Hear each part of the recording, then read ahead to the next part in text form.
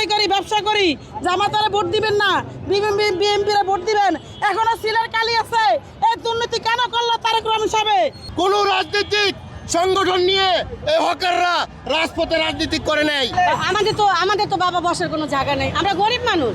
এই হকারদের নিয়ে যাতে কেউই কোনো রাজনীতি না করতে পারে। এক সময় স্লোগান দিতাম, হকার থাকবে না, ওর আপনি থাকবেন না, প্রধানমন্ত্রী আপনি থাকবেন না, হকার থাকবে ইনশাআল্লাহ। আর সেটাই হয়েছে, যে গরিব মানুষের পেটে লাথি মারে সে কখনো ভালো থাকতে পারে না। 18 কোটি মানুষ বাংলাদেশে আমাদের এই সরকারকে, আমাদের প্রধানমন্ত্রী তারেক রহমান সাহেবকে ক্ষমতায় এনেছে।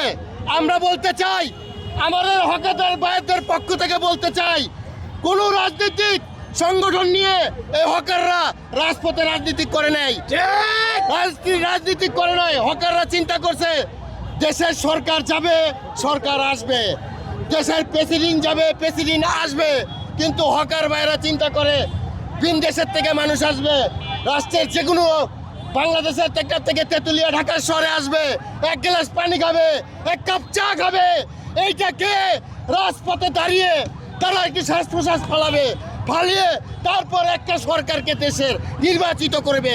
আমরা আশা করি পুনর্বাসন হকারদের যাতে পুনর্বাসন করে, এবং এই হকারদের নিয়ে যাতে কেউই কোনো রাজনীতি না করতে পারে।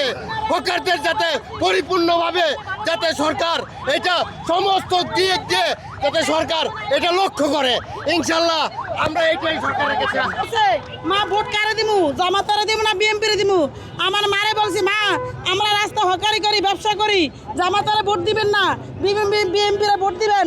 এখনো সিলের কালি আছে। এই দুর্নীতি কেন করলো তারেক রহমান সাহেব?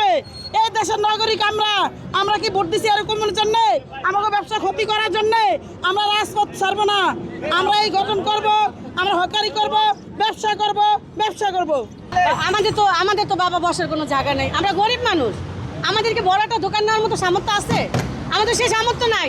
আমরা গরিব মানুষ, আমরা দিন আনি দিন খাই। দেশে দেশে সবার সাথে দ্য নিউজ।